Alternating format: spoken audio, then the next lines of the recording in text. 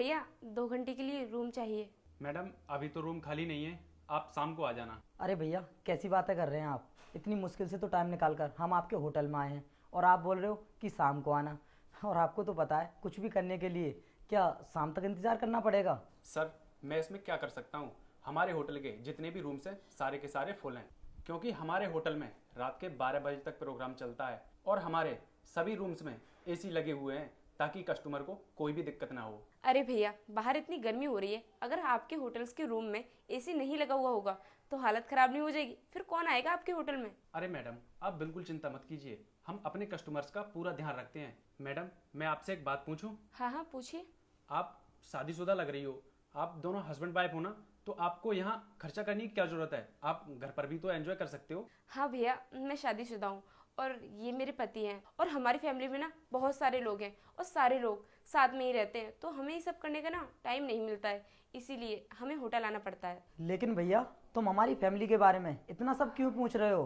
तुम्हें रूम देने से मतलब है या फिर फालतू की बातें करने से मतलब है? जब हम रूम लेने आए तो आप हमें रूम दीजिए ना। अरे भाई साहब आप तो बुरा मान गए, चलो ठीक है मैं आपसे कुछ भी नहीं पूछूंगा। आप एक काम कीजिए, आप दोनों अपनी आईडी दे दीजिए, मैं आपको रूम अरेंज करा देता हूँ। ठीक है भैया अभी देता हूँ, ये लीजिए भैया दोनों की आईडी। देखिए सर रूम तो खाली नहीं था, लेकिन आपने मुझे अपनी परेशानी बताई, इसी को देखते हुए मैं आपको सर का पर्सनल रूम दे रहा हूँ। आप आराम से एंजॉय करना है, क्योंकि उस रूम में 12 इंच मोटा गद्दा पड़ा हुआ है, आपको कोई भी दिक्कत नहीं होगी। ये लीजिए रूम की चाबी, ये लीजिए अपनी ID. Thank you sir. Thank you. चलो सर निकल कर बाहर आ जाइए।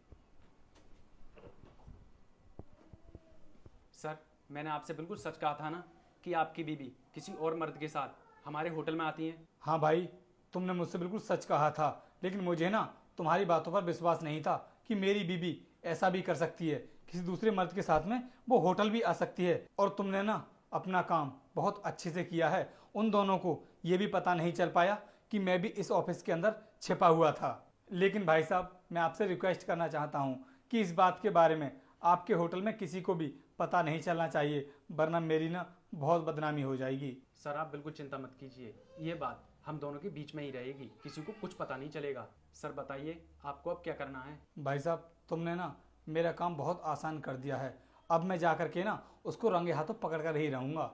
ठीक है भाई साहब मैं चलता हूँ। ठीक है सर। यार वो रिसेप्शन वाले भैया बिल्कुल ठीक कह रहे थे, गद्दा तो बहुत अच्छा है। अरे यार है भी तो किसका रूम? इस होटल के मालिक का है, और वो भी तो यहाँ पर एंजॉय करता होगा ना। देखो अब बातें करके फालतू को टाइम बर्बाद मत करो, जो करना है जल्दी से करो क्योंकि हमें 2 घंटे का टाइम मिला है। हाँ ठीक कह रही हो तुम, चलो स्टार्ट करते हैं।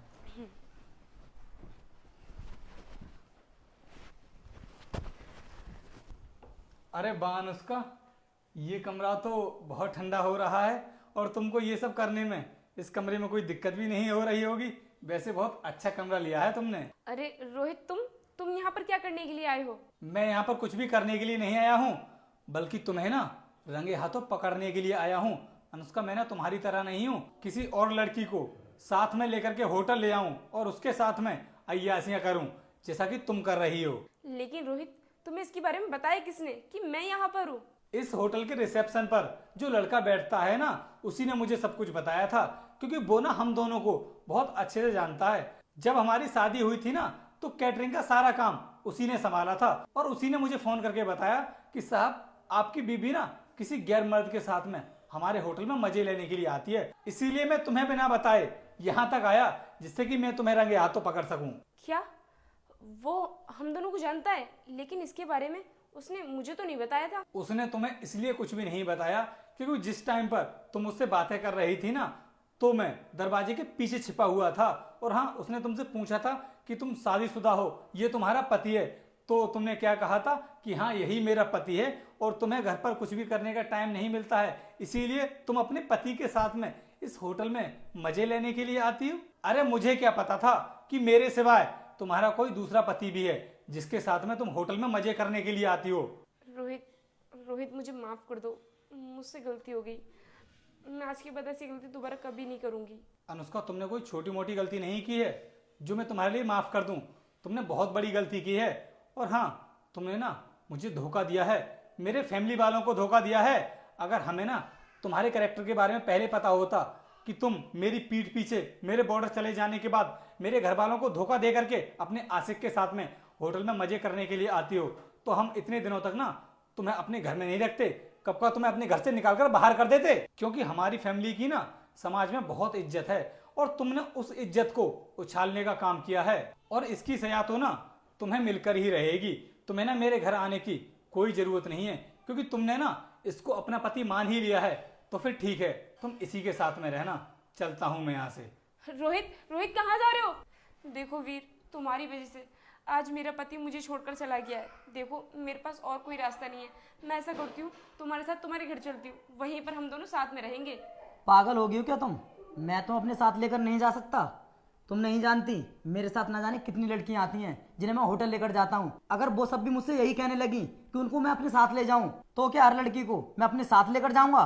देखो तुम्हें मैं अपने साथ लेकर नहीं जा सकता, जा रहा हूं मैं भी। अरे